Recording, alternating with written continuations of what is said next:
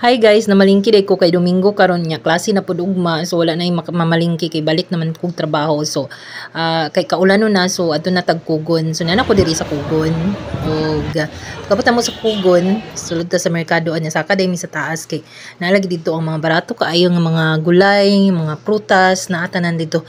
So napalit-palit mi, so kani gid no among gini priority ang mga kaning kangkong kay lobe ako og iron, so kana. Then kamatis, palit ng kamatis kay gwapa kaayo mga kamatis o ano, daghan kaayo kamatis mo na palit lagi kay sa gulo man nagkanang itlog. Then nita na pud yung lain palito no kay dako man kay ang santol, so nagpalit ni santol mangga para kay lami kay din nagapil na lang pud yung karni. So among budget 2,000 pesos. So mao ra ning napalit sa among 2,000. Palit na mig maranay og ang snack kay na may sobra. Palit na lang mig pandesal malunggay nga kuan kay hat kaay karon. So sana abot ang 2,000 pesos mo. So mao ra ni ang naabot sa among 2,000 pesos nga gipalit sa merkado sa Kugon. So gamay na lang kay wa pay labot itlog ani.